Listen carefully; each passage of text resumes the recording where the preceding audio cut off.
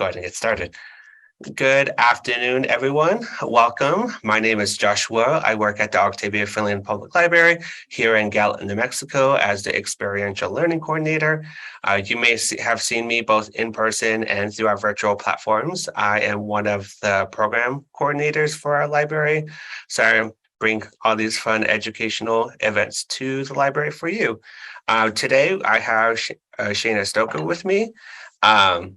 Who is a small business owner, as well as how would you let me just hand off so you can do your intro, and you can talk a little bit more about what your expertise and everything. Thank you. I appreciate that. All right. Well, yes, as they said, I am Shanna Stoker. I am a small business owner. I co-own and run the Ghoulish Garb. We focus mainly on creating tarot designs, actually, for clothing and tapestries, posters, lots of fun things like that. Actually. Oh, I'm hearing myself echo. Whoops. Let me see if I can, okay, here we go. Let's try that again. So, but yeah, that's kind of where, I won't say my journey started. I've been practicing tarot and interested in witchcraft for 15 years. I started when I was 15 and I turned 30 next year in March. So, woo, it's been a minute. It's been half of my life devoted to tarot, but I didn't start actually really delving into the mechanics and understanding so deeply as I do now until I started the business, and we decided that we wanted to create artwork based on tarot because I've loved tarot for such a long time. It's been such a big part of my life, even when I didn't fully understand how to use it. So I am very excited today to be talking about tarot and divination, the way that we can use tarot to delve into our inner psyche and the way that we can use it to help each other and to connect with people. And I'd love to answer your questions. So this is an open Q&A. This is a discussion. If you have questions for me, please go ahead and mention them in the chat. We do have different modders here that are helping to relay those questions to me. So if you have questions about any of these topics that I'm discussing, feel free to chime in. I love talking that way to you and answering your questions. But to start off, let's just start at the beginning of tarot. Where did it start out? Was it always meant to be a divination tool? It was not, actually. So the original tarot deck was just a playing card deck. There's a lot of similarities between the playing cards that we use, to play spades and the tarot deck, actually. So that's something that's easy to help us when we're trying to learn, because there's 78 cards in this deck. It's so daunting. If you're anything like me, you might be a perfectionist. You might feel like this is something that you want to do and you want to do it right if you're going to get into this. So I definitely recommend, as hard as it may be, again, if you're like me, taking that book that you're reading, because I know you're reading, I know you got your tarot guidebook. I want you to take that, I want you to put it to the side. And I want you to focus right now on just thinking of the tarot as a tool to getting closer to your intuition, okay? We're gonna leave all of that other stuff behind for a moment. We're gonna get into the details later, but just for now, we're gonna think about it as a tool for our intuition, okay? So that being said, going back to the beginning, if it was just meant to be playing cards, then how did it become a tool used for divination and used for self-interpretation? That is something that I think is a trend humans do. We like to find patterns, and we like to find patterns in imagery that can help us better understand the world that we live in and interact in, and the relationships that we have to, what's the word? that we have to kind of work our way through in our lives. So I think, growing up, I grew up in Southern Alabama as a conservative Christian. I grew up in a very different lifestyle, but I've always been incredibly in tune with my spirituality and with like this idea of this connectivity to a higher self, a higher being, whatever kind of divinity you believe in. And that's the great thing about tarot. It doesn't have a religious affiliation. Whatever your spiritual beliefs or non-beliefs are, it can be used as a tool for you to feel closer to either yourself, your higher self, those guides that you believe in, whatever that is. It's a great way for you to use your own intuition to find that. So when I was growing up, again, talking about just this human need to find these patterns and how this could happen in the first place. I've never been taught at this point in my life as a 6 or 7-year-old child. I've never been taught how to do this practice, but I was very much excited by the energy I felt at church. So I started to come home, and if I felt like I needed help with something, I probably started doing this a little bit later, maybe 10 or 11 years old, but I was in elementary school. And I would come home and I would, I'd be struggling with something, and I would take my Bible and I would hold it in my hands and I would say, God, please just give me the message I need to hear right now. Like, I know that you can. And so I would fan my book and I would just keep my eyes closed and feel my energy until I could stop on a passage. And that was me using this feeling of energy and a belief that I have this, that we all have this divine energy flowing through us, connection to a divine energy that I would use with my Bible. And I've seen people use that with, it's the same as like throwing bones, or whenever you create like a little menagerie of buttons and trinkets and things that you assign value to and you assign memories to. And when you throw those, that's how you read those bones. So in the same way, I was doing that with the Bible. And in the same way, we did that with playing cards. We took a bunch of cards with a bunch of beautiful imagery and said, hey, this is kind of making me think of the situation that I've been dealing with. And I'm seeing how this character is resolving it and moving forward. And you know what? I knew that's how I felt. I knew I needed to be moving forward, but I just needed confirmation that makes me feel better. It's as simple as that when it comes down to it. So what I meant before when I said, I want you to take that tarot book that I know you have if you've already been studying, and I want you to put it down. That's what I mean, because your intuition is going to be a much better guide, especially when you're trying to genuinely feel your own energies and the energies of somebody you're reading for. So that being said, we will go over later basic numerology and how to understand the cards and the major arcana, the minor arcana, the suits. Those are very useful tools that you can pick from when you're using your intuition to guide you. But I don't want you to feel the constraints of, okay, I picked 5 cards and I'm going to look at it for 30 seconds before without even giving my intuition a moment to read the story in front of me, because all I can feel is my anxiety, that my conscious brain is telling me, oh my gosh, what am I supposed to tell? Your anxiety just gets ahead of you. And the moment that I stopped putting that, even using that book as a crutch, it was a crutch.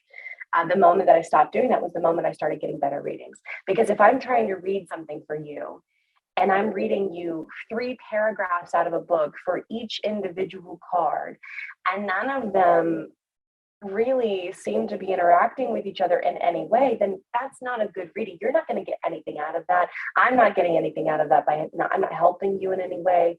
It's just not a good reading. So that's why interpretation and intuition are the backbone of practicing tarot. There is not one necessarily right or wrong way to do that. It's all about your practice and your personal beliefs.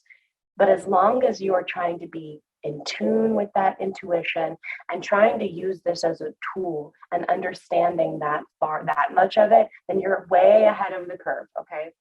So springing forward off of that, I know that a lot of people are very interested in the ins and outs and in I want to understand, how can I take these 78 cards and even begin to getting to the point where I don't feel like I need to have that book next to me. I know that is so daunting. So let's break it down. We have 22 major arcana cards, okay? And the major arcana cards are the first 22 cards of the deck that are seen kind of as your universal truths. So anytime that I get a major arcana card in a reading, for me, that feels like an overarching card for the reading, for the most part. It's very much about the subject that we are talking about, the person that I'm reading for.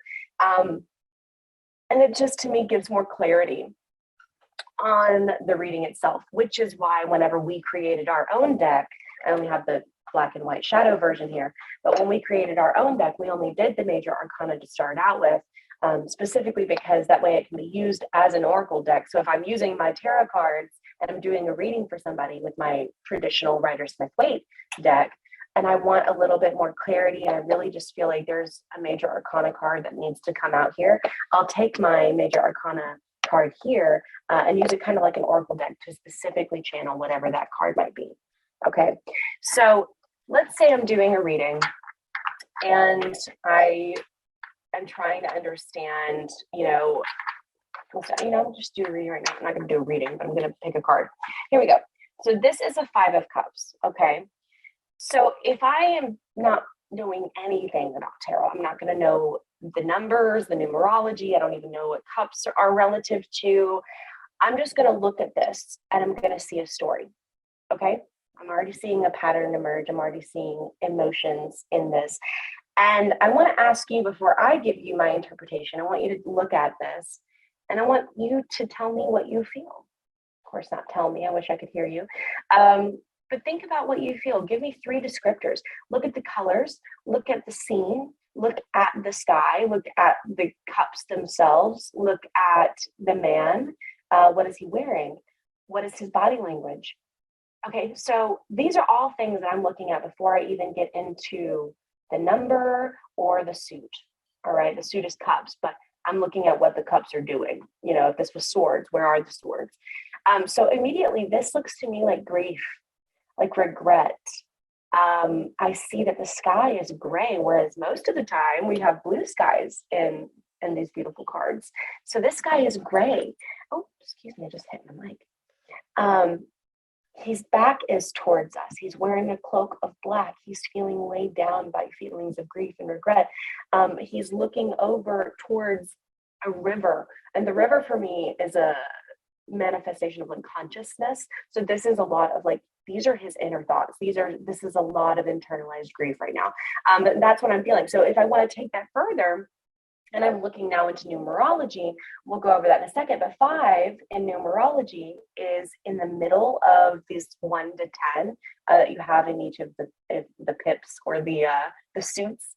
So this 5 is kind of this feel, it's that in between. It's not resolved. It's not a brand new beginning. It's usually a time of change and a time of almost like a climax where things are coming to a head, and there's a lot you've dealt with, and there's a lot to come, right? There's that kind of inner in between, number 5. So, I mean, that says a lot just alone in looking at the pictures and looking at the number. All right. So that's what I mean when I say you don't have to have the guidebook next to you. When you can start looking at each individual card and just trusting what's popping out at you. So all of those individual things that I looked at in this card might not all pop out at me for every reading. And it might depend on what is the context of the reading? What question are they asking? What emotions am I feeling from them? What am I channeling at the time? What have I been dealing with? Is my own bias, making me think of that person that I've been dealing with that always wears a black coat? And maybe that is something that I'm feeling like is relating to the person across from me. And so now I'm going to build this bridge between us and between our experiences and our intuition. So I just keep coming back to that because it's been the biggest lesson, I suppose, that I could say I've learned is just to trust your intuition. Trust your gut. That is so hard to do. It is so difficult, especially when we live in a society where you constantly got outside forces, people and friends and influences from media. You've got constant just outside influences that are changing the way that we think. And so that's why I love tarot as a tool of self-reflection when I do tarot for myself, which is how I've been learning so much. But that's one of the reasons why I love that, because it helps to sort of get through all of that fog of the outside and straight into that subconscious part of ourselves that is so difficult sometimes to look at, to hold a mirror to. And by using tarot, that is holding the mirror up. It's saying, what is this reminding me of in this moment? And you don't have to use tarot that way. You don't have to only use tarot that way. You can do it, like I said, with throwing bones or your own collection of trinkets. You can do that with books. You can do that with sacred texts. You can do that with inanimate objects around you. I mean, in the same way that you look for patterns, or that things might in your everyday life remind you of something that you've been keeping hidden away, that you need to deal with, that ultimately is going to help you in your healing. So that takes me to my next point: shadow work. Shadow work is something I don't know if you've ever heard of before, but within the witchcraft community, which I do practice witchcraft, within the witchcraft community, which it's not just witchcraft though, you can do this whether you're a witch or not. Shadow work simply means that we are going inward and we are delving into those parts of ourselves that are in the shadows, that we don't want to necessarily bring out of the shadows, because it is hard and painful and dark and scary sometimes. But the importance of shadow work, or rather the importance of understanding shadow work, is that understanding, if you don't do that work, not only is it a disservice to yourself, but ultimately that lives within those shadows is going to fester and grow. And those shadows are only going to grow more deep and outstretched. So by doing the shadow work, by turning inward, and by realizing the importance of self-reflection, the importance of tapping into that subconscious mind and that superconscious mind, and I'll talk about the difference of those in a second, is that we understand that is the only way that we can grow. Because if we just stay in our conscious mind, the one that is inundated constantly with the rest of the world, with our own grief and anxieties and the way that we were brought up and the way that we have to deal with everyone else in a day-to-day life, if we only focus and only listen to and only believe that one part of ourselves, then there is so much of our experience that we are negating, that we are muting. Okay. And so that is why I use tarot. I use it as a tool to do my shadow work, to ask myself those questions, or to reveal to me answers that I didn't know I needed. Maybe that I knew I needed deeply, but I wasn't able to get to on my own. And so how do I use that when I'm giving a tarot reading? So this is kind of where the magic comes in, the divination comes in. And I use those air quotes because it very much is a matter of opinion and a matter of belief. If you want to stop your tarot beliefs and your tarot work, right, as what we just talked about, to the general, just logical idea of we are using probability, and we are using pictures and patterns to help us understand our inner thoughts a little bit better. If you want to stop there, that's beautiful, and that is valid, and that is lovely, and that is a wonderful way to get started in the tarot. If you are also like me and you've always felt a pull to the spiritual, a connection with a spiritual, a feeling like you have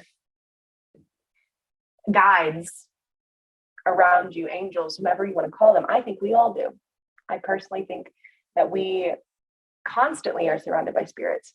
But I've had, well, you may not know, but I've had experiences with paranormal my entire life. So that is something that is very normal for me.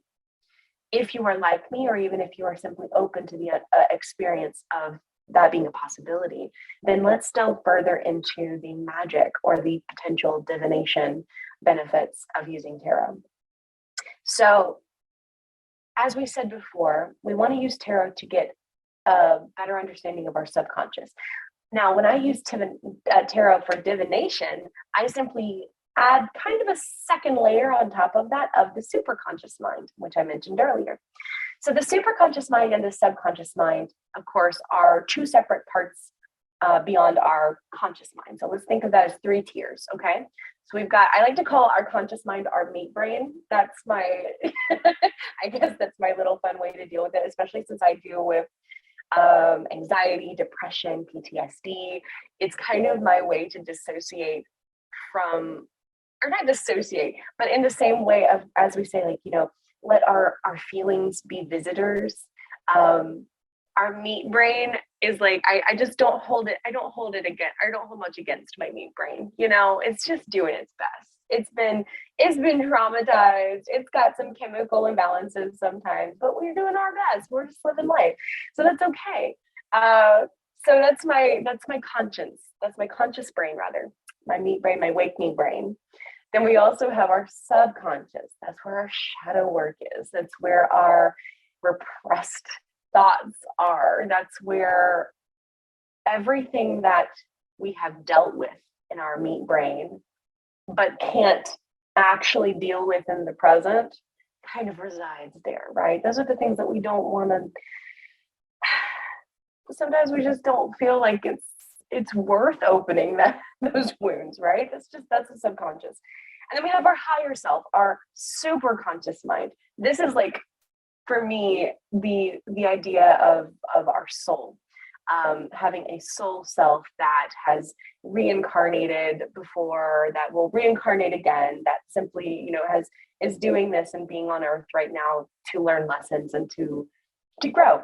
So that's my personal belief. Whatever your beliefs are, though, it doesn't really matter for tarot. It doesn't matter because it's all about the way that you use it.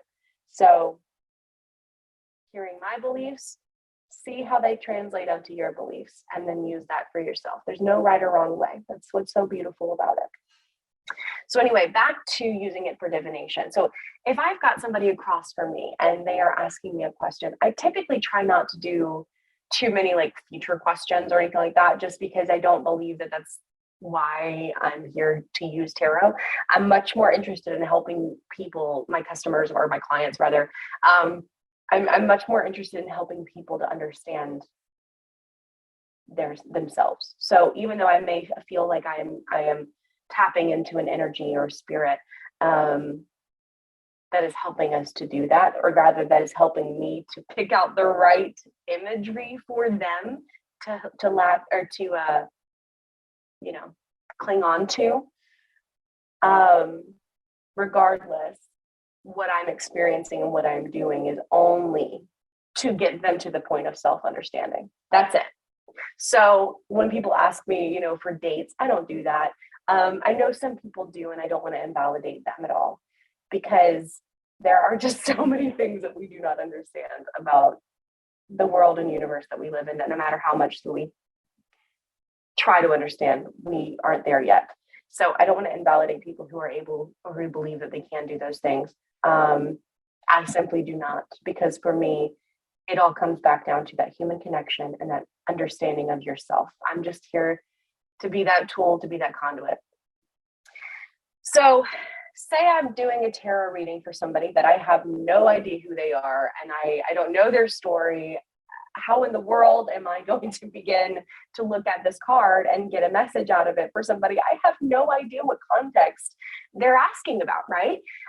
So that's when we can really go into those basics that I was beginning to talk about at the beginning of our chat here, is the basic numerology and the basic understanding of the cards.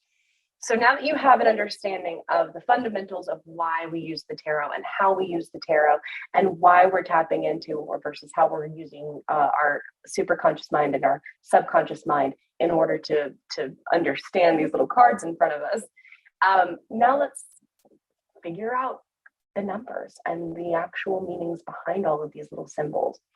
So we want to start with basic numerology.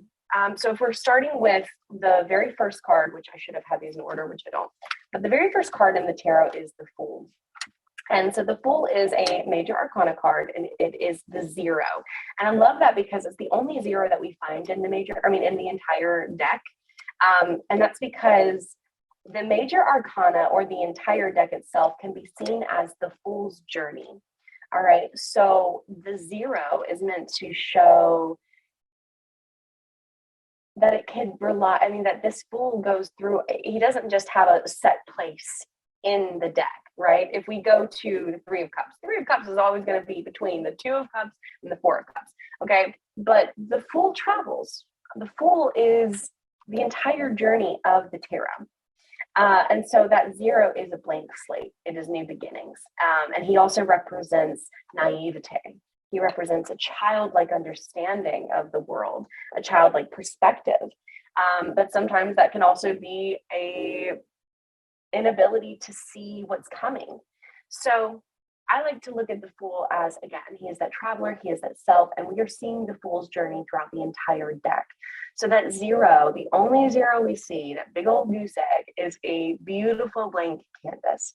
And that just reminds us that we are all on the Fool's journey. And when we start this journey, we're not thinking about, what's to come, the mountains in the background. We're not thinking about the fact that we're on the precipice, that we're about to fall off the edge. All we're thinking about is the exciting future and adventure ahead. Okay, we're thinking about the possibilities. We don't have much that we're carrying with us yet. We haven't accumulated much understanding or experience yet, but we're so excited because we know that the entire world lays ahead of us, and we have loyal friends that are there to help us and to not guide us, but give us encouragement along our path. But it's this beautiful childlike innocence of looking at the world. So when you see the Fool and you see that 0, that's what you think of. That's what you think of is that child, that innocence, and that excitement for the future. So that's the only 0. So that's what we're starting with, just that one card. But now let's talk about the numbers 1 through 10. So 1 is always going to be a new beginning. All right. And so I just had that card. Oh, here we go. Magician. So the Magician is another major arcana card. The number 1 is all about new beginnings. So let's just start that before I bring out another card. That's very simple, right? Number 1, we're starting off. That's easy. Okay, so if 1 is about new beginnings, well, number 2 is going to be about partnership. So the way I think about this is just 2 people coming together, like a couple. Okay, so it doesn't necessarily mean a relationship in that way, but it is a partnership. So 2, partnership. Number 3 is all about creation. 1 plus 2 equals 3. Okay, so that's kind of how I remember that. It's all about taking that. It's almost kind of, if you look at the Fool's journey and you look at that that idea of like the story developing in the numbers themselves, then we've got 1 is the beginning, then they find a partner. 2, then they create a baby, they make creation is 3, just to help you remember. That's just simply a numbering thing. Number 4 is stability and foundation. So think about the 4 table legs. That's a very stable table, right? It's got 4 legs. So that's stability. 5 is what we talked about before. It's the in-between of that 1 and 10. So it's this instability. It's this in-between. There's typically conflict, there's change happening. It can be messy when you're in the middle. Like that's just what I think of when I'm in the middle of any project. Is it's gonna be messy, all right? But that doesn't mean I'm not making progress. All right. So remember that just because it's messy, this isn't the end. This is just the middle. This is just the middle. All right. Number 6, however, is harmony. So think of that 4, 5, and 6. We've got 4, stability. Okay. We're stable. We're feeling good. 5, we've got a wrench in there, something's happening. Oh my goodness, things got messy. 6, well, we're right back at harmony, baby. It's good. And then 7 is spirituality. So I think of this as seventh heaven, spirituality, knowledge, the higher self. Then 8, we have action. Honestly, 8 is for some reason the one that I always have the most trouble remembering. Like, because I have all of these memory things for each of the numbers. I cannot think of 8 in action for anything. But maybe just simply talking about it will help me and help you. 8, action. It kind of sounds, okay, 8 in action. We're going to remember that from now on. We got this. 9 is all about fulfillment. And I love this because for me, again, this is a play on the number 3. So if 3 is creation, then 3 times 3, that abundance, that is fulfillment. That is the number 9. That's how I remember that. It's just such a good number. I love that number so much. And then of course, 10 is completion and renewal. So that's the entire, if you can learn those 10 numbers, of course, with the 0 for the full, but if you learn those 10 numbers and you understand just simply that alone, that will give you so much better, so much more understanding into the major arcana and the minor arcana. So getting into the minor arcana now, let's talk about the suits. So there are 4 suits in the minor arcana, just like we talked about before with the playing cards that you would play spades with. So unlike those cards, these suits are not going to be hearts, diamonds, spades, and I already forgot the other one. This is going to be wands or staffs, staves, cups, swords, and pentacles. Okay, so the 4 suits are also representative of the 4 main elements. So we have cups is water, pentacles is earth, staff or wands is fire, and swords are air. Okay, so what does that mean? For me, this is another way that helps me understand or remember. This is another tool to remember. So cups, water. If you know anything about astrology, then you'll understand what these elements kind of mean. So when we think of water, think of signs like Pisces and Cancer. Those signs are very emotional, right? We think of emotion. So in the same way, cups are going to represent emotion. They're going to represent relationships and feelings, but also creativity. Okay, so that's all in the same realm. Pentacles are representative of earth. So thinking Taurus, Capricorn, they are stable. There's finance and work and career involved, very Capricorn in that way. But I think of like stability, I think of groundedness, I think of the physical world, okay? So then we have swords, which is air, and that's going to be about communication, intellect, your mindset. I think very much about our meat brain and our logic and our intellect when it comes to swords, okay? And then wands, fire. So wands, very fire, Aries, Sagittarius, passion, energy. I'm a fire sign. I'm an Aries. So this is, of course, I love wands, but very passionate, very fiery. There's just a lot of motivation, movement, action, just passion, right? So that each of these suits has a feeling. Each of these suits pertains to a different aspect of our being, of the human condition. So now that I know all of this, I've got my numbers and I've got my suits. Well, let's pick a random card and see how we read it. Bum, bum, bum. All right. Oh, here we go. Oh, this is the 5 of Pentacles. Okay. So remember what I said before. We're not going to think about the numbers. We're not going to think about any of that. First, we're just going to look at the picture. So I'm going to give you a moment to look at the picture, and then I'm going to tell you how I interpret it. All right, so let's just look at what we see. Let's just start calling things out. I see snow. I see a blizzard. I see, it looks like a church behind that with a stained glass window that looks to be lit from within. And I see these 2 people that look down on their luck, and they are out in this blizzard, but it looks like maybe they're not even aware that there is a safe haven behind them that they could potentially go into, that they could knock on the door of. It looks like they're not aware. It looks like they are so completely overwhelmed by the storm itself, by what's right in front of them, what they're dealing with in the moment, and how bad it is, that they're not able to see the light that's right around them, the shelter or the comfort or the support that they have, that they could very easily run to, but that they have to find that. They have to knock on the door. Nobody knows that they're out there. Nobody knows that they're in trouble if they don't make it known. So that's all I'm getting just from the pictures. So now let's see about the numbers and about the sign. All right. So the number is 5. As we said, 5 is in the middle of 1 and 10. It's that messy middle, that messy in between. That is that feeling of just, there's so much conflict, there's change happening, it feels like there's a lot coming from many different directions. But then we have the pentacles. So that tells me this is a very, like, this potentially is a matter that is representative of the physical world. So it could be a financial issue. It could be simply an issue with, I'm even thinking of shelter, but something in the physical world like that.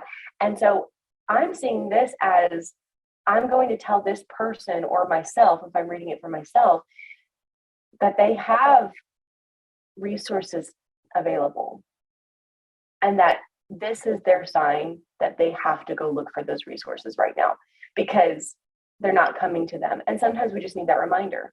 So is that a magical, experience for this person who is getting this reading and maybe really needed to hear that, even though you think it's so obvious? Sometimes you just need to hear that. That's where the magic comes in. That's where it feels like magic, because what you're doing as that second person, as that reader, what I'm doing is I'm simply using this card, feeling the energy of the person that I'm reading, the energy of myself, trying to tap into what I believe is this higher energy that connects us all, and reading this card to say, this is a very understandable experience of being a human. I get it. I've been there. But here's how we move forward. Okay. Here's why all of those thoughts are a little bit overwhelming. Here's why we have to go, or rather the route that we need to go in order to get there. And depending on where you are as the person being read to, or the person being read, depending on where you are in your journey and how you are in your own shadow work, that can be extremely helpful. Because as much as we think that we are able to understand others, we very rarely give ourselves that same opportunity to understand ourselves, to delve deeply into what it means to do that work, to listen to our intuition, to listen to our gut when it speaks to us. And it's understandable why we can't, okay? Because whenever we live in this world where everybody's telling you, for one reason or another, that you can't trust yourself, it takes work to get to the point where you can.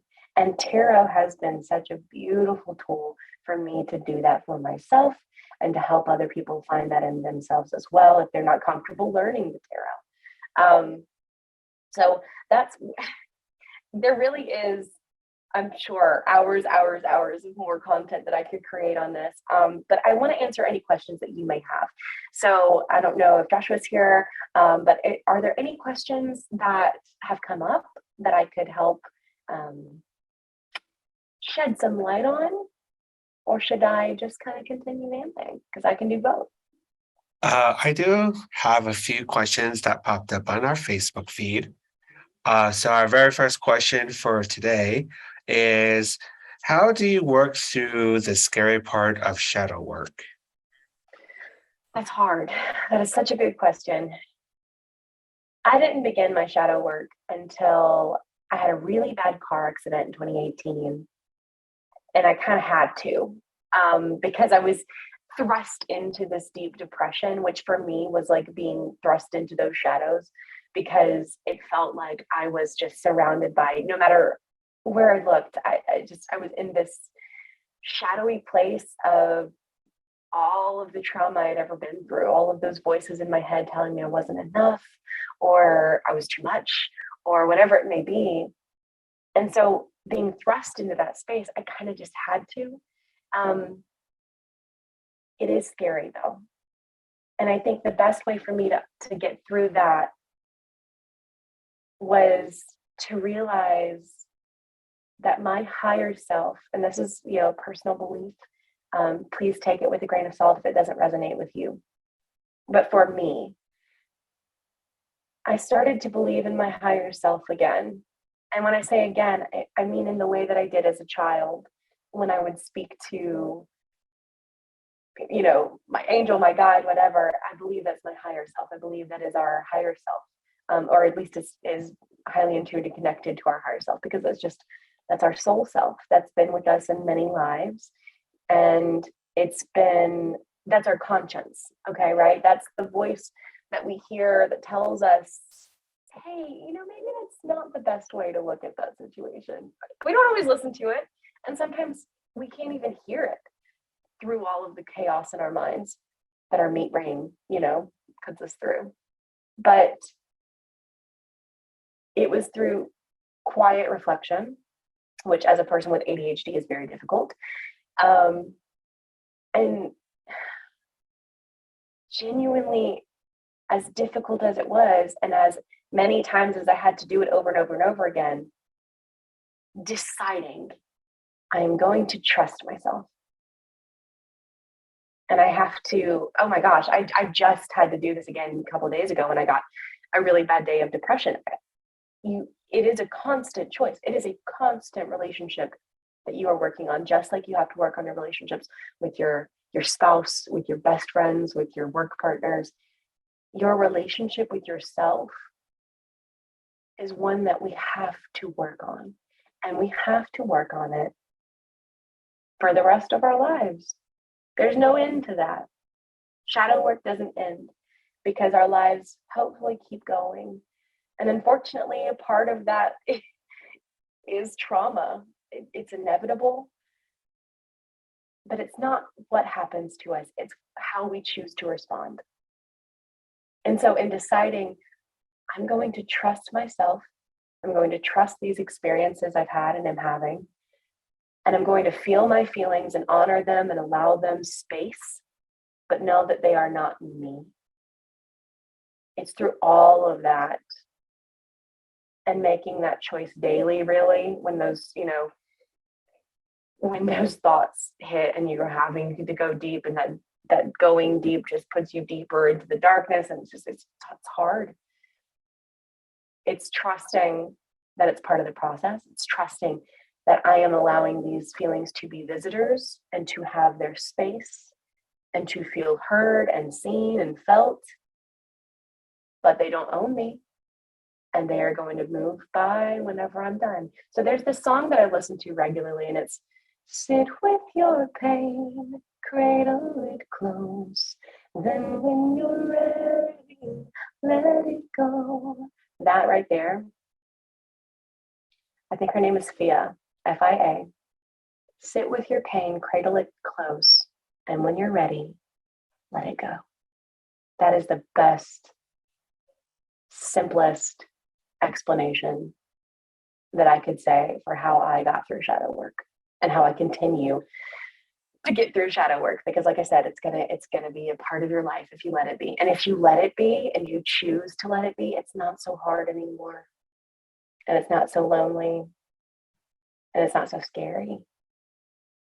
So I hope that answers your question. Were there any other questions, Joshua? Yes, there are a few more. Okay, This next question is a 3-part question. So I'll go ahead and ask the first part, then we'll move on to the second and then the third.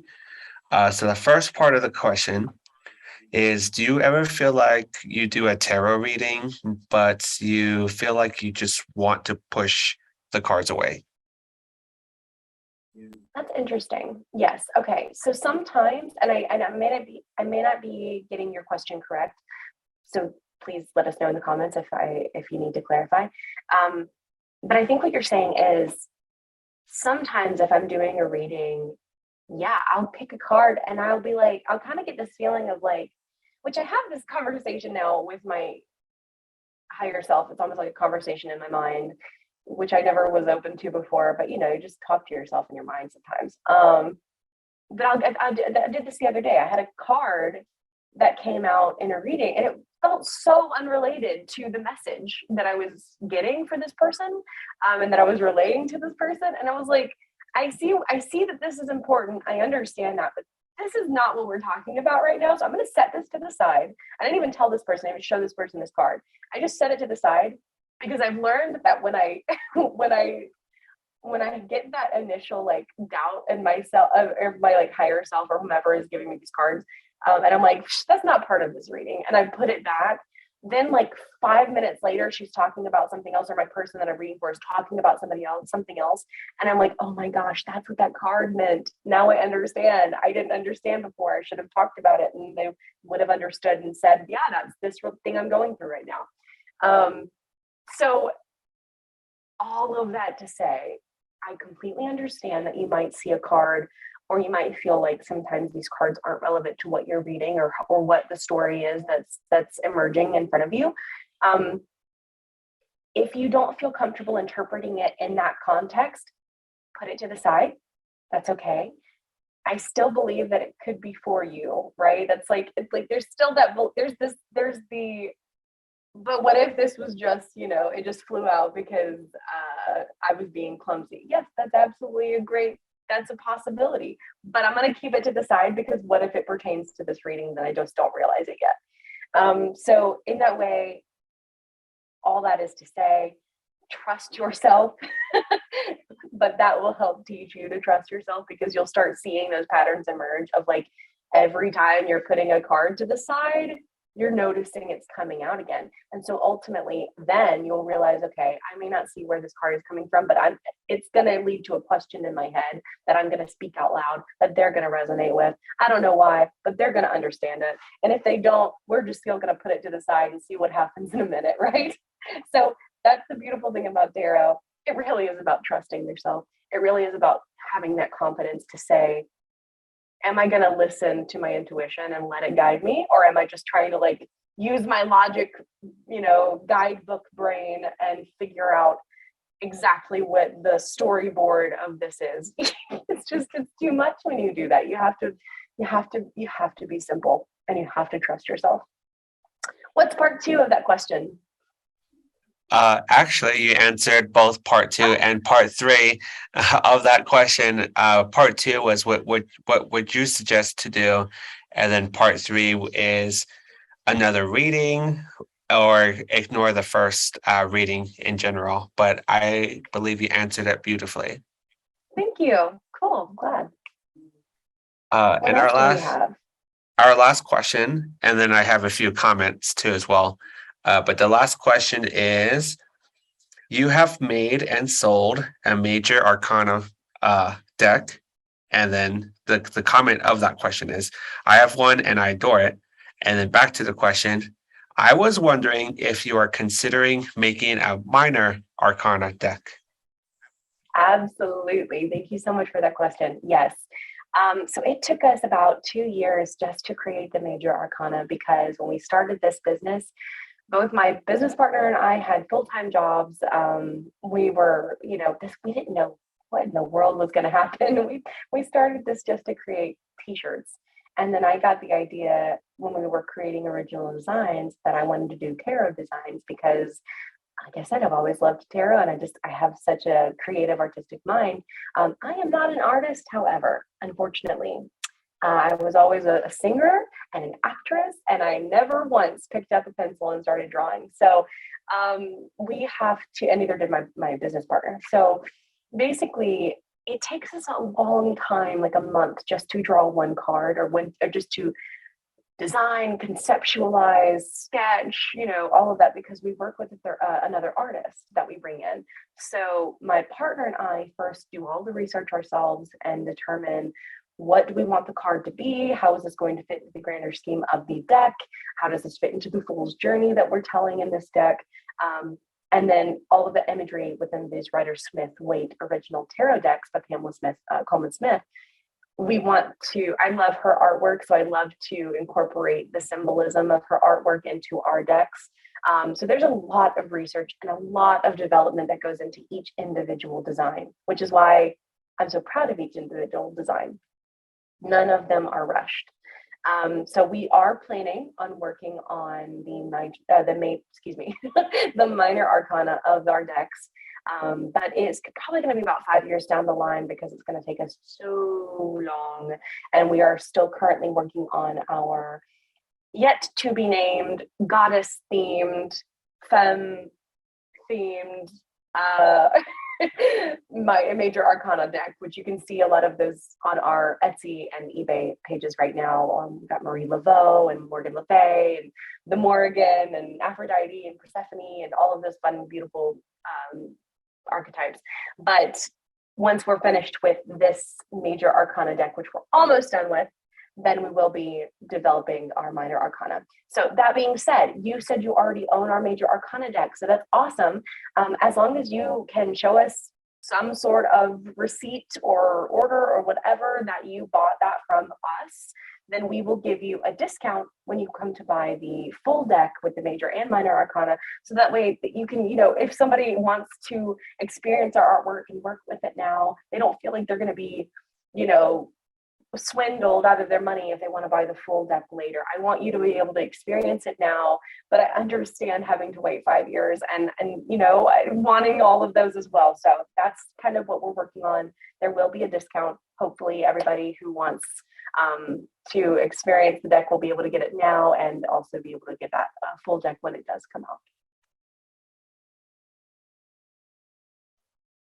And then I don't see any additional questions right now, but the comments are from our Facebook feed too as well. Is I love that you are encouraging tarot as a tool to help yourself and trust yourself in this. And the other comment is that you have such a lovely singing voice. Beautiful singing is what it says. Thank you. Thank you so much. I really appreciate that. And thank you for saying that about using it as a tool and the way that I promote it. There's so much misconception.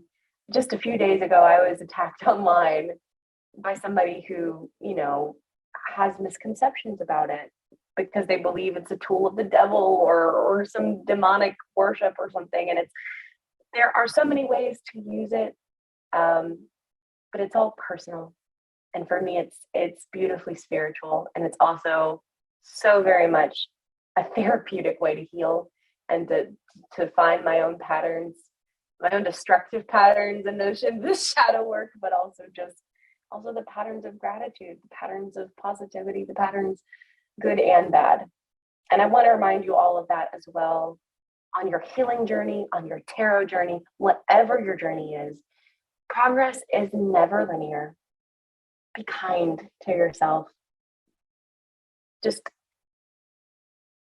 That's probably been one of my biggest takeaways from listening to my intuition and thinking of my consciousness in 3 parts, and my younger self as, she sits in the chair next to me when we're watching Hocus Pocus, that kind of thing. It's just seeing myself as a different entity other than myself, because I would never speak to my best friend the way I used to speak to myself. I would never speak to my partner that way. I would never speak to a child I love that way. So why would I speak to myself that way? Why would I gaslight myself and, tell her that her experiences aren't valid? Trust yourself and love yourself and be kind to yourself. And by filling your cup, you are able to then radiate and fill constantly and consistently those cups around you, just like the top of a champagne pyramid. I use that a lot. Like a champagne glass pyramid is like, if you fill up that top glass, that's how you fill up the rest of the pyramid, and we worry so much about how working on ourselves is selfish, potentially, just even putting that energy into ourselves and not putting that into anybody else. But by putting that work on ourselves putting that work into ourselves, you're putting your oxygen mask on first. if you're able to feel healed, if you're able to feel more at peace, if you're able to feel more love and gratitude, then you're also able to spread that more easily, to put that out into the world without as much thought and effort. It is a practice, it is a healing journey, and it is so worth it, whichever way that you find yourself doing it, whether it's tarot, spirituality, whatever it is, it's worth it. So thank you all so much for having me today. I so very much appreciate just this, forum and this being able to tell you about my journey and how I use tarot. Like I said, there's no one way to do it. So I highly recommend, there's a lot of myths out there that you can't buy your first tarot deck. I bought my first tarot deck. I buy most of my tarot decks. I love buying tarot decks. It's a collection for me. Put your energy in it. And if your energy is good and kind and loving, then it'll be okay. So I hope everybody has a wonderful night. Joshua, is there anything else that we need to say before we head out? I sent out a quick feeler in our Facebook comments to see if anyone else had any additional questions. At this time, it looks like no one does. So we're going to go ahead and call it a day and wrap up our session for today. For those of you that have missed the live session, we'll go ahead and put a replay of our video available on our YouTube channel. And then if you have any additional questions, if you're thinking about it a little bit later, feel free to put them into the comments either on Facebook or YouTube. And then I will go ahead and forward all the messages to Shanna so that way you can get your questions answered. But do you have anything else to say before we call it quits for today? Really just be sure to follow me on social media if you'd like. You can find me on Instagram and TikTok at Shanna Stoker _TGG. And I also have a link tree with all of my links. If you just want to Google link tree Shanna Stoker, you'll find that as well. But yeah, please follow me. And if you have questions and you want to just contact me immediately, you can email me at thegoolishgal@gmail.com, or you can contact me through social media as well. All right, sounds great. I will go ahead and put your social tags into the Facebook comments. And if it's okay with you, I'll do that with your email. But I appreciate. Thank you very much.